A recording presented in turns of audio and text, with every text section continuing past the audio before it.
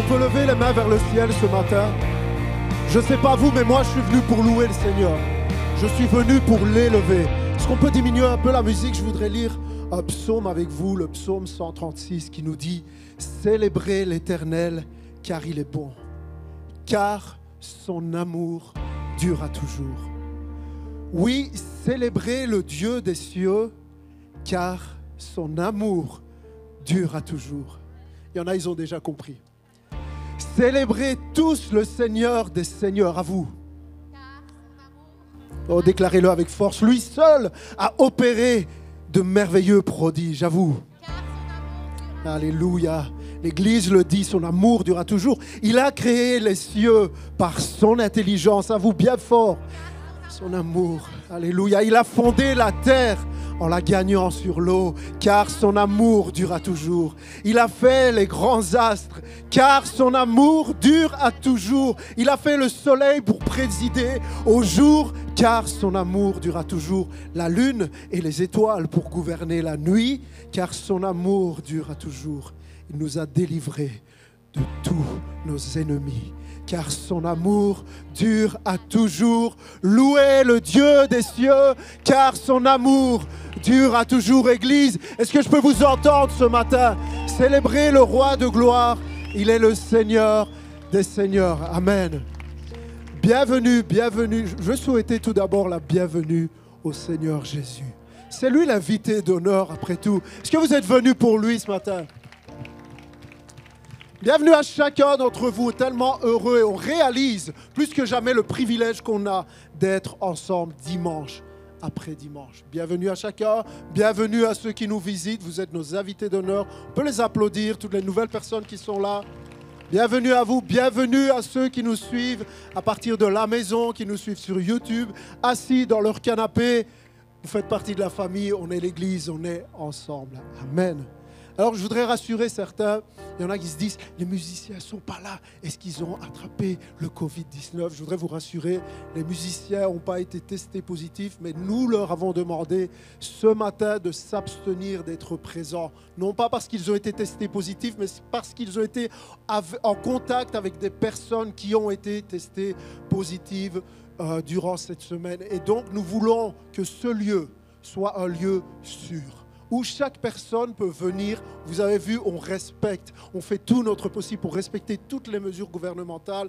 Qu'on soit d'accord ou pas, notre devoir en tant qu'Église est de nous soumettre aux autorités. Et voilà pourquoi nous demandons parfois à certaines personnes de s'abstenir de venir. Nous voulons que ce lieu soit un lieu sécure pour chacun. Alors, je voudrais vous encourager vraiment à faire tout votre possible, non seulement ici. Bien sûr, nous sommes responsables de ce qui se passe ici, mais non seulement ici, mais durant toute la semaine. Vous savez qu'il y a toutes sortes de personnes qui viennent dans ce lieu, aussi des personnes âgées. Et nous ne voulons pas que ce lieu devienne un lieu d'infection pour certains, un moment pénible à passer. Amen. Est-ce que vous êtes d'accord avec moi?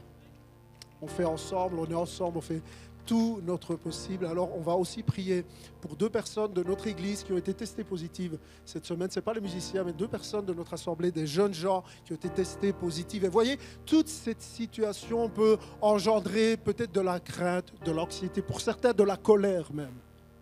On veut remettre tout cela entre les mains de Dieu. On sait une chose. On ne sait pas ce qui va arriver, mais on sait une chose. Dieu contrôle tout. Toutes choses sont entre ses mains, y compris toi, y compris moi. Alors on avance avec confiance. Et je voudrais vous encourager à nous suivre sur les réseaux sociaux.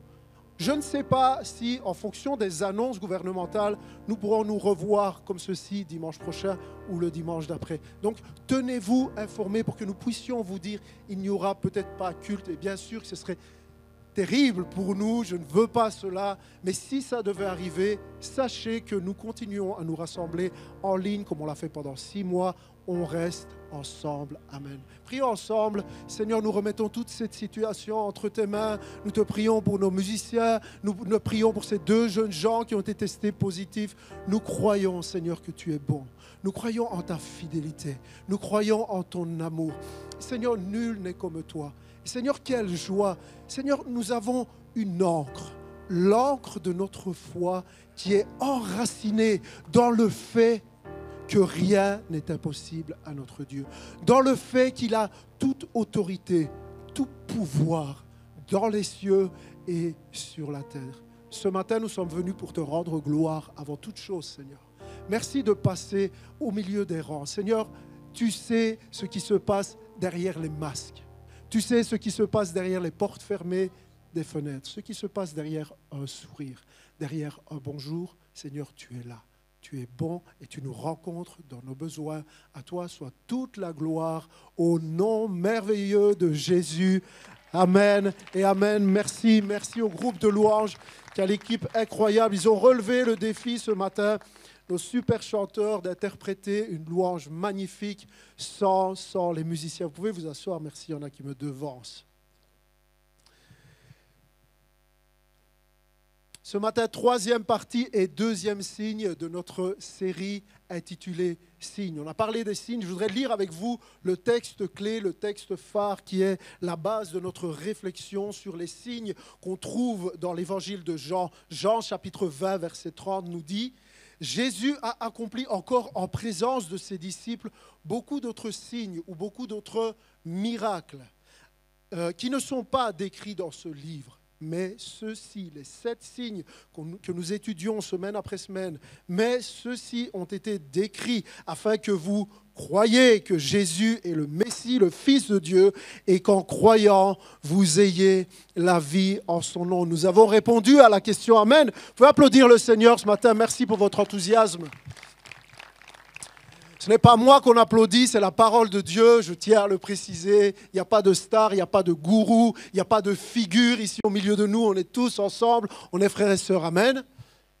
Jean nous dit, voici pourquoi c'est important de regarder aux signes. Les objectifs sont clairs. Jean poursuit un objectif afin que vous croyiez que Jésus est le Christ, qu'il est le Fils de Dieu et qu'en croyant, vous ayez la vie. Donc pourquoi est-ce important de croire en Jésus? Eh bien parce qu'il en va de notre salut, il en va de la vie éternelle. La Bible est claire, Romains 10 nous dit, car celui qui croit dans son cœur, Dieu le déclare juste. Laissez-moi le répéter. Car celui qui croit dans son cœur, Dieu le déclare juste. Celui qui affirme de sa bouche, Dieu le sauve. En effet, les Écritures disent, celui qui met en lui sa confiance ne connaîtra jamais le déshonneur. Que dit la parole de Dieu? Celui qui croit, celui qui place sa foi en Jésus, Dieu le déclare juste. En d'autres termes, Dieu le sauve. Mais pasteur, comment est-ce que Dieu peut me déclarer juste? Je sais que je ne suis pas juste. On a remarqué que tu n'es pas juste. Je ne suis pas tout juste non plus. Mais Dieu nous déclare juste par le simple fait de placer notre foi en Jésus. Alors que nous confessons nos péchés, que nous vivons dans la repentance, nous plaçons notre foi en Jésus et Dieu nous couvre de la justice de Christ. Est-ce que ce n'est pas merveilleux?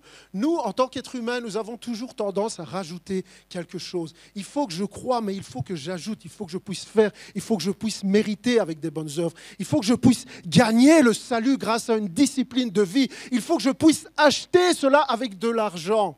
Laissez-moi vous poser une question. Si on pouvait mériter le salut, si on pouvait gagner le salut, si on pouvait l'acheter, pourquoi est-ce que Jésus serait mort sur la croix? Pourquoi est-ce que Jésus aurait eu besoin de souffrir et de mourir une mort atroce si on pouvait accéder au salut d'une autre manière? Il fallait que Jésus meure, car le seul moyen pour accéder au ciel, c'est notre foi en Jésus. Nous ne croyons pas et nous ne prêchons pas un salut par les œuvres. Nous croyons et nous prêchons un salut qui est une grâce, qui est un cadeau et qui s'obtient par la foi. Est-ce que je peux entendre un amen? C'est la base de toute chose. Signes. On parle des signes ce matin. Je voudrais vous montrer quelques signes. Est-ce qu'on peut afficher le premier signe à l'écran, s'il vous plaît? Ce premier signe. Je suis sûr qu'en voyant ce signe, personne ne pense à un fruit. Personne ne pense à l'étalage fruits et légumes de votre supermarché préféré. Le signe nous dirige vers autre chose, vers quelque chose de plus grand. Est-ce qu'on peut montrer le deuxième signe, s'il vous plaît? Je suis certain qu'en voyant ce cheval noir, personne ne se dit c'est sûrement la représentation d'un cheval noir qui s'appelle Porsche et qui habite en Allemagne. Personne ne se dit ça parce que le signe nous dirige notre pensée vers autre chose. C'est juste un signe. Est-ce qu'on peut voir le signe suivant? Waouh, le signe. Personne en voyant ça ne se dit c'est sûrement une publicité pour un élevage de colombes. Ok, on pense à la plus belle église du monde. Je crois que ce que j'essaye de vous dire ce matin, c'est que le signe en lui-même n'a que bien peu de valeur en comparaison avec ce vers quoi il pointe. Le signe n'a que bien peu de valeur en comparaison avec ce vers quoi le signe pointe. Je vous montre une pomme. Vous pensez à une multinationale américaine de produits électroniques grand public. Je vous montre un sigle avec un cheval noir, vous pensez à la voiture de vos rêves. Je vous montre le sigle de notre église et vous pensez à votre église, vous pensez à votre famille. Amen. Le signe nous pousse, nous dirige vers quelque chose de plus grand. C'est ce que Jean est en train de nous dire. Il dit tous ces signes-là, j'en choisis juste 7. Parce qu'il y a quelque chose de plus derrière ces signes. Avez-vous déjà remarqué ou fait cette expérience avec un enfant de 1 ou 2 ans qui est dans son parc à la recherche de son biberon qu'il vient de perdre? Qu'est-ce qu'il fait? Biberon, biberon, il pleure, mais vous voyez le biberon, vous êtes en train de lui dire, il est là. Il est juste là. Ce que tu cherches désespérément est juste là. Mais c'est un enfant, il ne comprend pas que vous lui faites signe. Il est juste occupé à regarder votre doigt qui s'agite dans tous les sens. Vrai ou faux? L'enfant regarde le doigt, il ne comprend pas que le doigt pointe vers ce à quoi il cherche, à quoi il aspire désespérément. C'est vraiment bon ce que je viens de dire.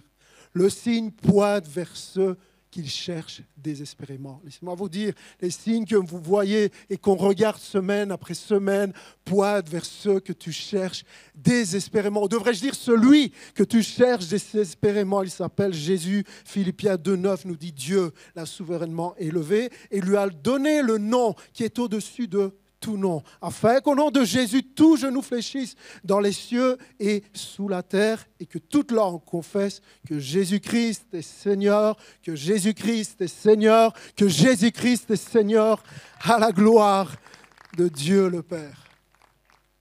Signe, quand on regarde dans le Nouveau Testament, on trouve beaucoup le mot miracle.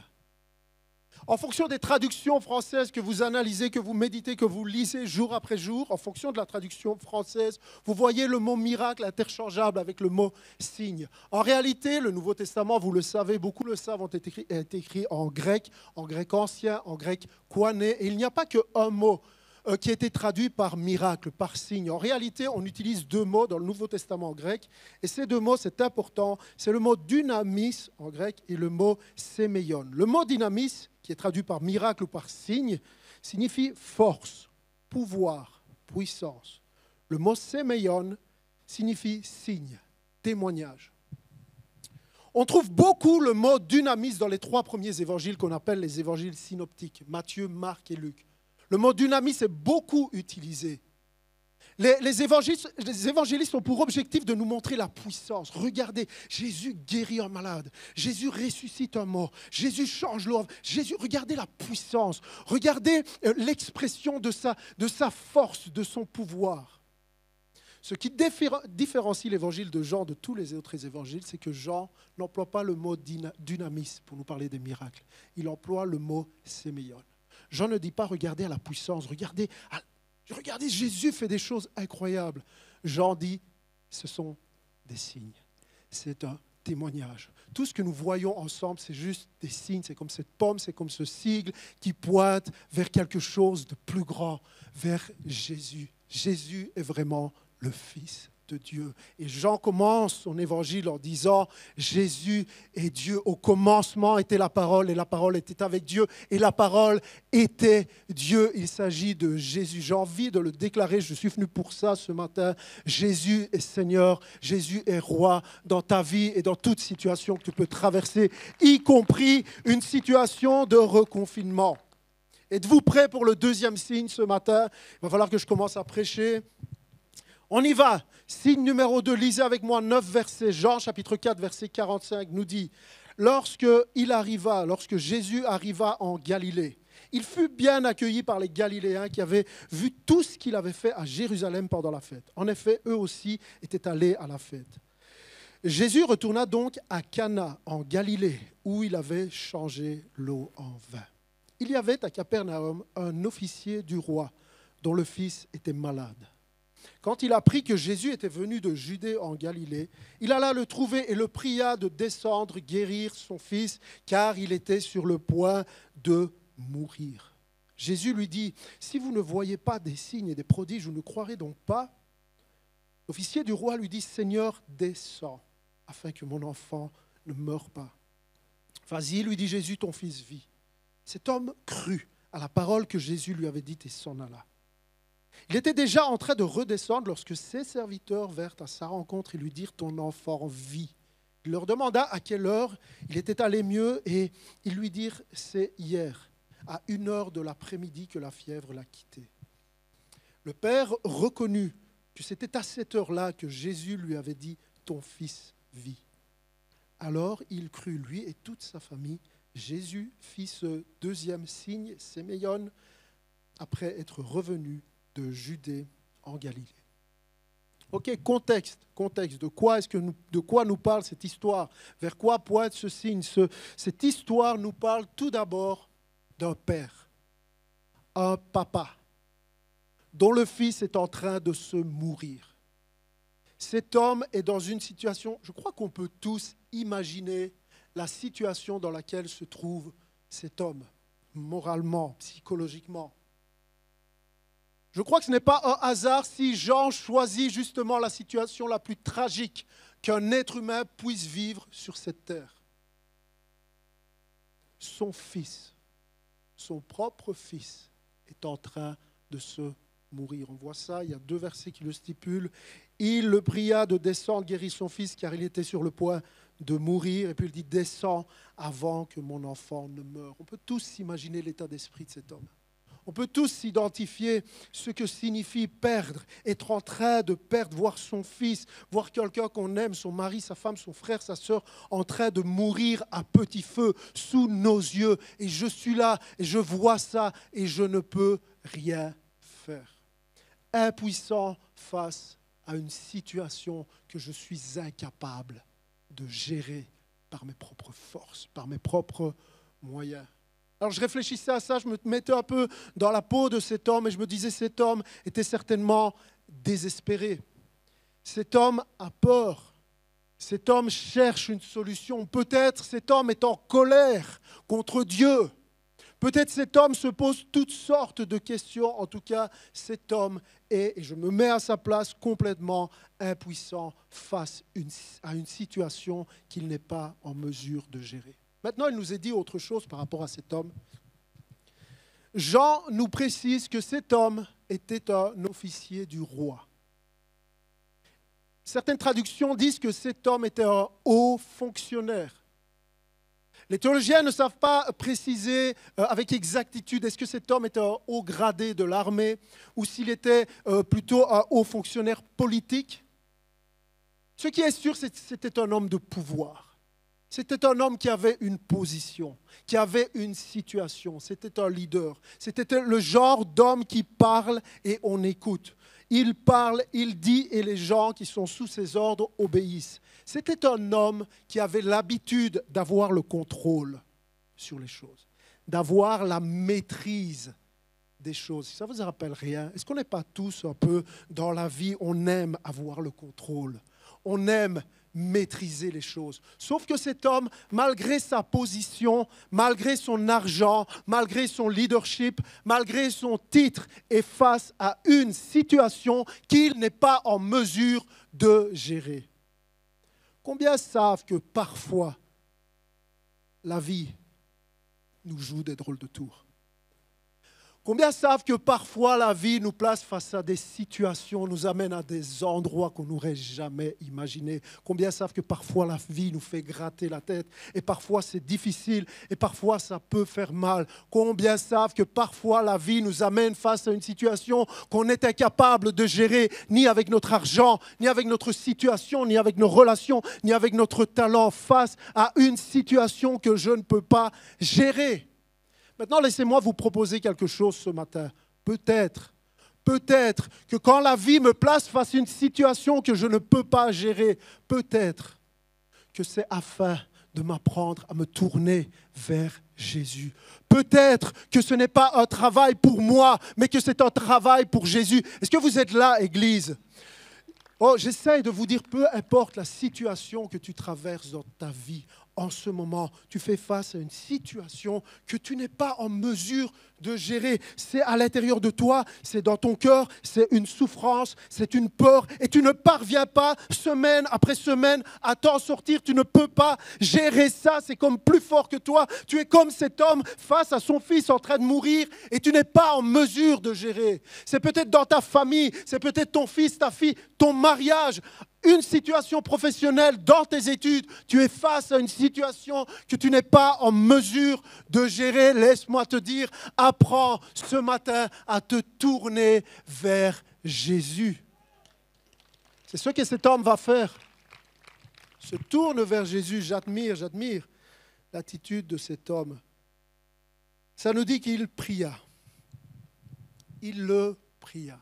Il pria Jésus. Alors quelqu'un va dire, je fais ça, je prie. Mais je ne vois pas forcément les choses changer. Je le fais, mais regardez la prière de cet homme. Vous savez, j'ai médité plusieurs jours sur ce texte et c'est hier matin que j'ai eu comme « waouh ». Ça nous dit, il alla le trouver et le pria de descendre. Et une deuxième fois, il s'adresse à Jésus et lui dit, Seigneur, descends. Alors, certains vont dire, mais bien sûr, il est en train de parler d'une situation géographique. Ils sont à Cana. Le fils qui est en train de mourir est à Capernaum, à 40 km de là. Et il dit à Jésus, descends physiquement, géographiquement. Okay? Sauf que le terme qui est utilisé quand il dit à Jésus, descends, et je crois que ce n'est pas un hasard si Jean, par 2 fois, répète ce mot, descends. Jésus descend. C'est le même mot dans le Nouveau Testament qui est utilisé, par exemple, dans Matthieu chapitre 3. Quand on voit Jésus être baptisé, il sort de l'eau. La Bible nous dit que le ciel s'ouvrit en deux et que le Saint-Esprit descendit sous la forme d'une colombe. C'est exactement le même terme. C'est un terme qui parle de, et je vais vous faire grâce de l'imprononciation du terme grec, mais c'est un terme qui parle, par exemple, la pluie qui tombe, la pluie qui descend. C'est exactement le même terme. Cet homme est en train de dire, oui, descends vers mon fils, mais il est en train d'annoncer quelque chose de fort. Il est en train de dire au Seigneur, descends. Descends dans ma vie, descends dans mon cœur, descends vers mon fils. Est-ce qu'on ne devrait pas tous être inspirés par cette prière? Alors que nous sommes là en train de dire, Seigneur, bénis-moi, Seigneur, guéris-moi, encourage-moi, relève-moi, bénis mon fils, bénis mon travail, bénis ma fille, bénis ma femme, bénis mon mari. À quel moment est-ce que nous disons, Seigneur, descends? Seigneur, descends. Et moi, je crois que c'est la clé de ce signe. Ce mot descend, où on veut dire, Seigneur, c'est toi que je veux. Avant la bénédiction, c'est toi que j'invite. Oh, là, on en a parlé la semaine dernière. C'est toi que je veux dans ma vie. Seigneur, descends. Écoutez ce qu'on m'a envoyé hier alors que j'étais en train de méditer sur ce texte. Isaïe 54 nous dit, comme la pluie et la neige descendent des cieux. Il n'y retourne pas sans avoir arrosé, fécondé la terre et fait germer les plantes, sans avoir donné de la semence au semeur et du pain à celui qui mange. Ainsi en est-il de ma parole qui sort de ma bouche. Elle ne retourne pas à moi sans effet, sans avoir exécuté ma volonté et accompli mon dessein. Je voudrais que cette prière anime chaque personne qui est là ce matin au Kinépolis, aujourd'hui au mois d'octobre 2020, que cette prière soit la nôtre. Seigneur, descends. Parce que vous savez, quand le Seigneur descend, quand on fait cette prière, le Seigneur nous écoute, le Seigneur nous entend. Combien savent que Dieu exauce ce genre de prière? Dieu exauce ce genre de prière. Quand tu n'es pas là juste préoccupé par tes affaires égocentriques, quand tu es préoccupé par le fait de dire « Seigneur, descends. Seigneur, c'est toi que je veux. » Seigneur exauce ça. Quand il descend, les choses changent. L'atmosphère change. Combien connaissent quand il descend? L'atmosphère change. Je me sens un peu seul là. Et il y a un transfert entre ciel et terre. Yes, merci, solidarité. Quand il descend, il y a quelque chose qui se passe. Il y a quelque chose qui se passe. Oh, cet homme n'a pas encore vu la guérison. Cet homme n'a pas encore vu son fils se lever de son lit, mais la Bible nous dit qu'il crut dans son cœur. Il a cru à la parole de Dieu. Va, lui dit Jésus, ton fils vit. Et cet homme crut à la parole que Jésus lui avait dite et il s'en alla. Et j'ai envie de paraphraser. Cet homme crut à la parole que Dieu lui avait dite sans même voir la réalisation, sans même voir l'exaucement, sans même voir la réponse à sa prière. Cet homme crut. Pourquoi? Parce qu'il a dit, Seigneur, descends. Seigneur, descends. Et combien d'entre vous, ce matin, combien d'entre nous avons cette prière de dire, Seigneur, j'ai besoin que tu interviennes, j'ai besoin que tu agisses. Mais quand tu invites le Seigneur, tu lui dis, Seigneur, toi d'abord. Seigneur, toi, Seigneur, descends.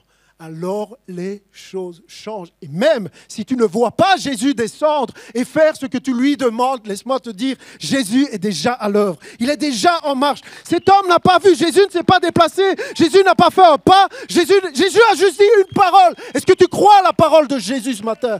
Juste un mot. Il crut à la parole que Jésus lui avait. Il crut à la parole. Nous avons besoin de prendre la parole de Dieu au sérieux. Nous avons besoin de nous arrêter de prendre la Bible, de dire Seigneur, qu'est-ce que tu veux me dire? Ce n'est pas un roman, ce n'est pas un livre, ce n'est pas un livre de motivation, ce n'est pas un livre de psychologie, ce n'est pas un livre de pensée positive. C'est Seigneur, je retiens, faites tout ce qu'il vous dira. Ça, c'est la foi. La foi, la définition de la foi ce matin, c'est confie-toi en lui. La foi, c'est l'obéissance, on l'a vu la semaine dernière, mais la foi, c'est une certitude. La foi, c'est une confiance en la parole de Jésus. Peut-être certains sont en train de dire, comment tu peux dire que cet homme avait vraiment la foi? Jésus lui a dit, ton fils vit. Peut-être qu'il est couru voir si Jésus avait vraiment fait ce qu'il a dit qu'il avait fait. Il a couru voir si son fils était vraiment guéri pour pouvoir, au cas où, revenir trouver Jésus pour lui dire, ça n'a pas marché. Ton tour là de passer, ça n'a pas marché, mon fils est encore malade. Je peux vous le dire parce que Jean nous le dit. J'ai déduit ça du reste du texte. Lisez avec moi. Réfléchissez 2 secondes à ce que Jean est en train de dire. Il était déjà, cet homme donc reçoit la parole de Jésus, puis il rentre chez lui et ça nous dit, il était déjà en train de redescendre lorsque ses serviteurs vinrent à sa rencontre et lui dirent, ton enfant vit. Il leur demanda à quelle heure il était allé mieux et ils lui dirent, c'est hier à 1h de l'après-midi que la fièvre l'a quitté. Le père reconnut que c'était à cette heure-là que Jésus lui avait dit, ton fils vit. Ok, j'étais sur Google Maps cette semaine et j'ai tapé Capernaum, Cana. Jésus était à Cana, cet homme, et son enfant malade était à Capernaum. Il y a un peu plus de 40 kilomètres entre Cana et Capernaum. Ok, si tu vas sur Google Maps et tu mets itinéraire à pied, tu apprends qu'il faut 7 heures de marche pour faire Capernaum aujourd'hui. Mais si tu regardes ce que les théologiens nous apprennent, c'est qu'à l'époque, les routes n'étaient pas ce qu'elles étaient. Il fallait 10 heures au minimum, 10 heures de marche entre Cana et Capernaum où se trouvait l'enfant malade. Vous êtes d'accord? 10 heures de marche. Cet homme reçoit cette parole de Jésus, ton fils vit. Il rentre chez lui et les serviteurs lui disent, quand est-ce que le fils a été guéri? Dites-le moi. Ils lui disent, hier, à 13 heures. Il y a 10 heures de route, mais lui arrive chez lui le lendemain. Il arrive à Capernaum, alors que si le miracle a eu lieu à 13 heures, il y a 10 heures de route. Si cet homme était anxieux, si cet homme n'avait pas vraiment eu confiance, il serait parti au moment même, au lieu de faire ça en 10 heures, il a peut-être fait en 9 heures. Il arrivait chez lui vers 22, 23 heures, vous êtes d'accord avec moi? Le miracle a lieu à 13 heures, il parle, il y a 10 heures de marche, il arrive à 23 heures chez lui. Or, Jean nous précise qu'il est arrivé chez lui le lendemain.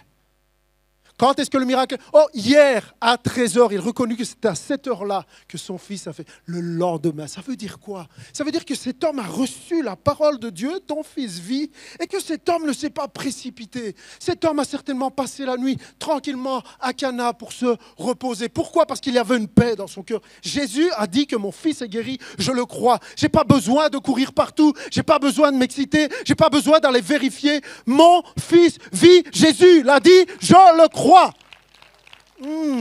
Je le crois. La foi est une certitude. La foi est une confiance. Alors peut-être certains, vous pouvez vous dire, oui, mais ça c'est il y a 2000 ans, c'est du temps de Jésus. Je ne crois pas que quelqu'un aujourd'hui, en 2020, puisse avoir ce genre de foi. Le fait de croire en Jésus, même sans voir ce que Jésus fait, je lui fais confiance. Alors, ce matin, je vais pas prêcher longtemps parce que je voudrais qu'on passe un court vidéo d'une personne qui est très connue par les chrétiens. Il s'appelle Nick Vujicic et qui a été interviewé la semaine dernière. C'est une interview en live qui est passée sur la chaîne YouTube « On est ensemble ». Et cette interview, ce témoignage, c'est juste l'illustration du signe numéro 2. C'est juste l'illustration de quelqu'un qui dit, et il va le dire, vous allez l'entendre, de quelqu'un qui dit, je ne vois pas Dieu agir dans ma situation, mais je lui fais confiance. Et même si Jésus, même si Dieu n'agissait pas comme je lui demande d'agir, je lui ferai quand même confiance. Amen. On regarde ensemble, ça dure 15 minutes. Nick, bienvenue dans On est ensemble. C'est un privilège de t'avoir avec nous. J'ai eu la joie d'être ton traducteur lorsque tu es venu en France, au Havre, en 2017. Quel plaisir de te retrouver. Bienvenue. Eric, c'est bon de te revoir et de pouvoir saluer nos amis et tous ceux qui sont là et les encourager. Merci à toi. Alors Nick, tu jouis d'une renommée internationale. Beaucoup de gens ont déjà entendu ton témoignage, mais pour celles et ceux qui ne te connaissent pas encore, pourrais-tu nous raconter ton histoire? Je ne me lasse jamais de partager mon histoire, non pas parce que je crois qu'elle soit plus challengeante qu'une autre, mais c'est simplement un message magnifique. Parce que, quelle que soit notre histoire, c'est d'abord son histoire. Donc, mon histoire est son histoire et j'aime la partager. Je suis né en 1982 à Melbourne, en Australie, de Boris et Dushka Vujicic. Ils ont fait toutes les échographies pendant la grossesse et chez le médecin, ils étaient tellement excités qu'ils en ont oublié de vérifier si j'avais des bras et des jambes. Quand je suis né, ce fut un grand choc. Mes parents ont dû passer par de nombreuses émotions, le choc, la douleur, le déni. Ma mère m'a expliqué qu'elle pensait se réveiller d'un cauchemar plusieurs jours de suite. Et il lui a fallu 4 mois pour accepter le fait que son fils était né sans membres. Mes parents avaient fondé une église 11 mois avant ma naissance et toute l'église se demandait pourquoi. Pourquoi Dieu leur permettrait-il d'avoir un fils sans membres? Ils m'ont aimé, ramené à la maison, encouragé. Ils m'ont dit que j'étais beau et que Dieu m'aime. Mon frère et ma sœur sont nés avec des bras et des jambes. Et il n'y a toujours pas de raison médicale pour nous amener à comprendre pourquoi je suis né ainsi. Ça a été une grande question quand j'étais enfant. Mais je suis reconnaissant du fait que même s'il y a eu des questions sans réponse dans mon enfance, ma mère m'a cité comme exemple auprès du gouvernement de notre État pour l'intégration dans l'éducation au sein d'une école.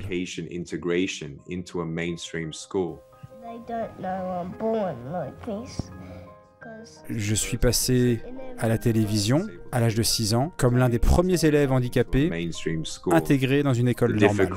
En fait, ce qui a été difficile pour moi, c'est que ce n'est qu'en allant à l'école que j'ai réalisé qu'être né sans bras ni jambes allait devenir un véritable problème.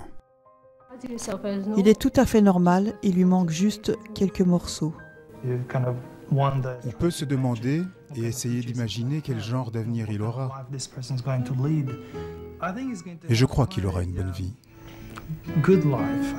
Il aime la vie, il est prêt à relever les défis, il a sa propre manière de faire les choses et il me surprend à chaque fois. Ah, je ne pense pas qu'on puisse imaginer ce que ça a dû être pour toi, Nick. Mais alors que tu grandissais, quelle était ta perspective de vie ? Oui, il était très difficile de croire que je trouverais ma place dans ce monde. Il y avait certaines activités dans mon école auxquelles je ne pouvais pas participer. J'ai été obligé de passer du temps avec les professeurs et j'ai réalisé qu'ils étaient là pour le travail et pas pour s'amuser. Mes parents avaient un emploi et moi, je n'en aurais pas. Je ne savais pas ce que je serais quand je deviendrais grand. Je regardais tout le monde, les copines et les copains, et je pensais que je n'aurais jamais de petite amie, que je ne me marierais probablement pas.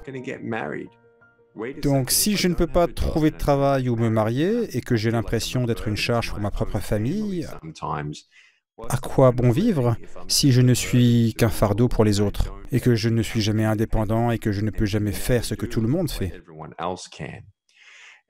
C'est entre 8 et 12 ans que j'ai traversé la dépression.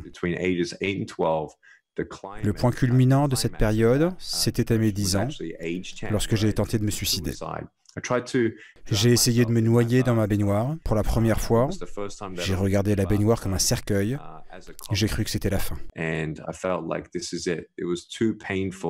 C'était trop douloureux de me projeter dans l'avenir sans entendre Dieu. Paralysé par beaucoup de peur, l'idée d'être seul, je ne voyais aucun espoir. C'était très difficile de surmonter ces années de dépression. Oui, ça doit vraiment être difficile à vivre. Penser que ta vie est finie alors qu'elle commence juste. Mais par la grâce de Dieu, tu es toujours là, toujours en vie. Alors que s'est-il passé par la suite? Alors Eric, je le dis à tout le monde, il est pire d'être dans un foyer brisé que de n'avoir ni bras ni jambes. Souffrir et être brisé rendent tout différent, mais on ne réalise pas ce que Dieu peut faire quand notre vie est en morceaux. Quand on met nos miettes dans ses mains, il est capable de changer une tragédie en triomphe et d'en faire quelque chose de beau. C'était une époque où j'avais vraiment besoin de réponses, que ce soit une piste, un traitement ou des recherches. Premier tournant a été à l'âge de 13 ans, quand je jouais au football. J'adore le football. Je me suis tellement fait mal à mon petit pied, j'ai donc été bloqué sur mon lit pendant 3 semaines, à regarder le plafond en pensant « Mec, tu dois vraiment être reconnaissant d'avoir ce petit pied, ta famille, d'avoir un toit sur la tête et de la nourriture tous les jours. » Je me rendais compte que je ne pouvais pas jouer la carte de la victime toute ma vie.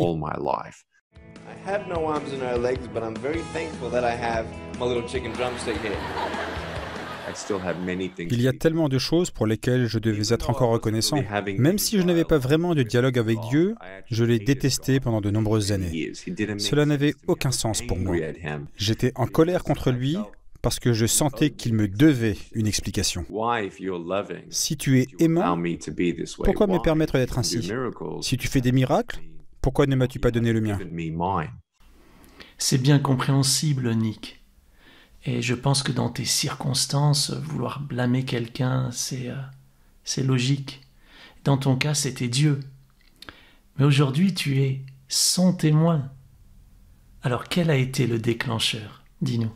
À l'âge de 15 ans, je suis allé à l'église et j'ai lu Jean chapitre 9. C'était une étude biblique.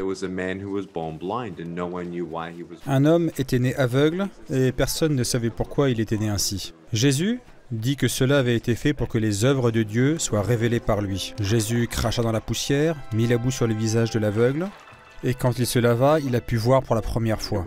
J'ai réalisé que nous avons tous été créés avec une âme, un esprit et un corps. Nous pouvons avoir un corps qui ne manque de rien, mais à quoi bon en avoir un si notre esprit est brisé, ou si nous sommes handicapés dans notre tête, ou dans notre cœur, et que nous n'avons plus d'espoir? C'est mieux d'avoir une âme complète, un esprit rempli et renouvelé, et dans ce cas, Ça importe peu si notre corps n'est pas complet. Tout dépend de la façon dont nous sommes construits et le spirituel est une chose fondamentale pour l'être humain. Une fois que vous avez l'espoir et la sécurité dans votre foi, le reste est secondaire. Parce que par la foi, j'ai compris que le plus grand handicap, c'était la mort, et un autre grand handicap, c'était le péché. Mais ces deux choses ont été vaincues par Jésus-Christ, le péché et la mort. Quand il vit en moi, je sais que je suis libre. Donc si je crois vraiment au ciel et que je vais vivre pour toujours, qu'est-ce que 90 ans sur terre sans bras ni jambes? Maintenant, est-ce que je crois que Dieu peut me donner des bras et des jambes? Oui. Est-ce que j'ai une paire de chaussures dans mon placard au cas où il dirait oui? Oui, j'en ai une. C'est ma foi. J'ai vu des aveugles voir, des sourds entendre, j'ai vu des miracles devant moi en parcourant 74 pays. Mais j'ai réalisé ce que j'ai dit alors que je n'avais que 15 ans. Dieu, donne-moi des bras et des jambes, comme tu as donné la vue à l'aveugle. Mais si tu ne me les donnes pas, je te ferai quand même confiance, car mon âme et mon esprit ont besoin de toi. Je veux vivre éternellement, bien plus que vivre 90 ans avec des bras et des jambes. Des bras et des jambes, cela ne rend pas tout le monde heureux. Mais Jésus, je veux te connaître. Viens dans ma vie et sauve-moi. Et tout comme je vous parle, je parlais à Dieu. Et en lisant la Bible, j'ai senti que le Saint-Esprit me parlait. Nous savons que nous pouvons parler à Dieu directement. Et que Dieu peut nous parler directement. Qu'il attend que nous lui parlions. J'avais 15 ans à ce moment-là. C'est merveilleux d'entendre ce que le Seigneur fait et le miracle qu'il opère lorsqu'il change un homme, même s'il ne change pas ses circonstances. Alors, comment est-ce que ton ministère a commencé? Eric, quand j'ai eu 17 ans, 2 ans plus tard, l'intendant qui nettoyait les toilettes de mon école m'a regardé et m'a dit « Tu vas être un conférencier mondial. » Je lui ai dit « Tu es fou. » Il m'a répondu « Laisse-moi organiser ton premier discours. » J'ai dit « Pas question. » Il m'a répondu « Tu es un chrétien. » Il m'a dit « Tu dois partager ton histoire. » Et j'ai dit « Pas question. » J'ai commencé à partager devant 6 étudiants. Ils se sont mis à pleurer. Je me suis dit « Pourquoi ils pleurent ?» Je regardais les gens dans les yeux et je pouvais voir que certains d'entre eux n'avaient ni lumière, ni paix, ni force, ni espoir. Mais après leur avoir parlé, juste quelques minutes, ils pleuraient. Ces étudiants ressentaient de l'espoir pour la première fois. Ils ont dit « Waouh, si un homme sans bras ni jambes peut être les mains et les pieds de Dieu, et s'il peut faire confiance à Dieu, alors je peux faire confiance à Dieu, même si ma vie est brisée. » À ce jour, j'ai prêché l'Évangile à plus de 8 millions de personnes. Et par le biais du ministère Vie sans membres, à 730 millions de personnes. Ça a été un parcours incroyable dans ma vie. Depuis jeune homme jusqu'à présent, voir les gens dire « Si Dieu peut utiliser Nick, alors Dieu peut m'utiliser aussi et changer ma compréhension sur les choses qui m'entourent. Car courir après un corps parfait, un titre, de l'argent, la drogue, le sexe, l'alcool, la pornographie, la célébrité ou la fortune, ces choses ne sont que des plaisirs passagers. Et si c'est là que nous plaçons notre bonheur, il ne sera que temporaire. Est-ce que l'argent est bien? Oui, il n'y a rien de mal avec l'argent. Mais je n'aime pas l'argent. Je ne mets pas toute ma sécurité dans mon travail ou dans mon argent, mais plutôt dans le fait de savoir que je suis un enfant de Dieu et qu'il est avec moi, qu'il m'aime et qu'il a un plan pour ma vie.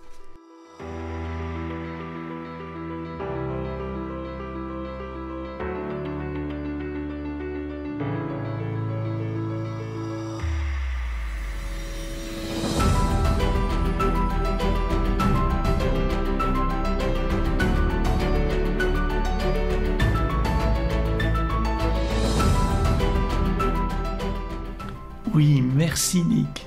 Nous louons Dieu pour ce qu'il a fait dans ta vie. Il t'a donné de l'espérance, il a changé ta vie, il t'a donné un ministère. Et comme la Bible dit, Dieu fait infiniment au-delà de ce que nous demandons ou pensons, au-delà de ce que tu pouvais penser. Dieu t'a fait un cadeau magnifique, il t'a donné une belle famille. Peux-tu nous en parler? Quand j'étais enfant, j'étais convaincu que je serais seul pour le restant de ma vie, que personne ne m'aimerait, vraiment pour qui je suis, que je ne me marierais pas. Je me suis dit que même si je me mariais, je ne pourrais pas tenir la main de ma femme. Même si j'ai des enfants, je ne serai pas un bon père s'ils se blessent, s'ils pleurent.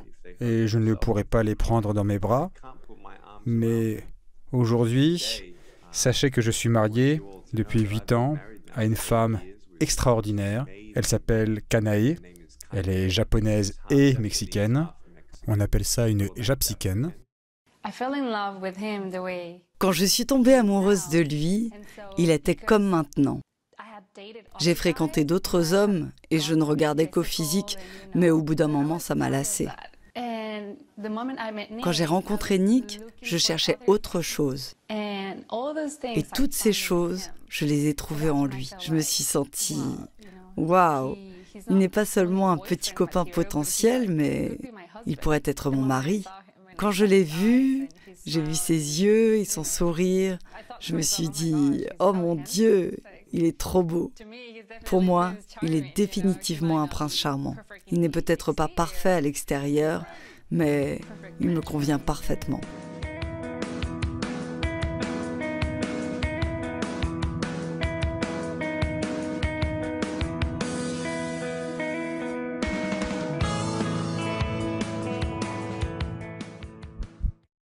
C'est notre bébé. C'était à 15 semaines. Maintenant, ça fait 17 semaines. Est-ce qu'il y avait une inquiétude de la part des docteurs, ou même de votre part, que votre enfant naîtrait peut-être sans membre? En fait, médicalement, il y a encore moins de chances. Le fait que cela me soit arrivé, il y aurait encore moins de chances que cela se produise, parce que cela n'est pas génétique ou quelque chose du genre. Cela nous a-t-il traversé l'esprit? Absolument. Et j'étais soulagé quand j'ai vu les 10 doigts et les 10 orteils? Absolument. C'était juste une joie. Aujourd'hui, nous avons 4 enfants. 2 garçons de 7 et 5 ans et des jumelles qui vont bientôt avoir 3 ans. C'est incroyable que je sois autant béni. Jésus a fait plus que je ne pouvais jamais imaginer.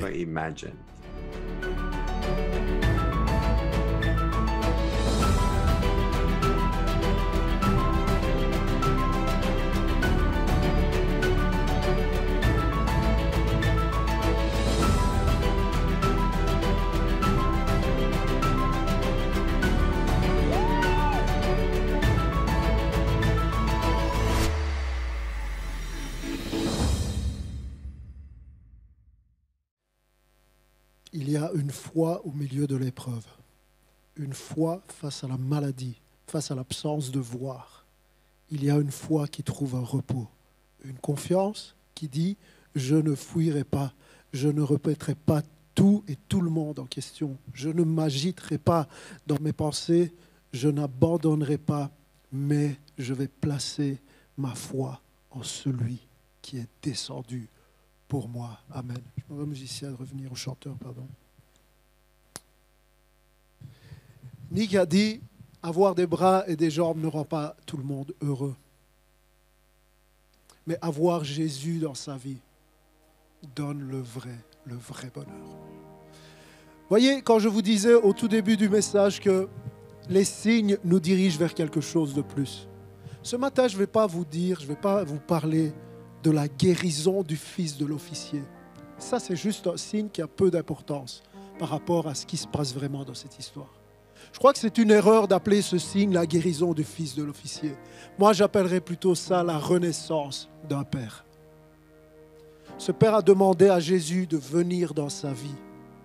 Et lui qui était tellement désespéré dans ce chemin de Capernaum à Cana, retourne vers Capernaum, de Cana à Capernaum, dans la foi, dans la paix, dans la confiance, avant même d'avoir vu Jésus agir. Je vais terminer en vous disant que nous sommes tous, chacun d'entre nous, en chemin de Cana vers Capernaum. Nous sommes tous en chemin de la promesse vers l'exaucement, de la parole de Dieu que j'ai reçue à un exaucement que je peux voir de mes yeux. Cet homme est en chemin de Cana à Capernaum. Il n'a pas vu Dieu, il n'a pas vu Jésus répondre à sa prière. Mais il y a une foi qui dit, quand même tu ne répondrais pas comme je le veux, quand je le veux, comme je le dis, en fonction de mon agenda, en fonction de mon timing, même si tu ne le fais pas, je vais quand même te faire confiance. Je vais quand même placer ma foi en toi. Je vais quand même rester accroché à toi et je ne baisserai pas les bras. Amen. Est-ce qu'on peut se lever? Est-ce qu'on peut se lever ensemble? Et je voudrais prier pour tous ceux qui sont là et qui sont dans une situation, confrontés à une situation qu'ils ne sont pas en mesure de gérer, qu'ils n'ont pas la force, qu'ils n'ont pas le courage d'affronter. Ce signe nous dit, premièrement, tourne-toi vers Jésus. Apprends à te tourner vers lui. Ce signe nous dit, deuxièmement, demande à Jésus de descendre.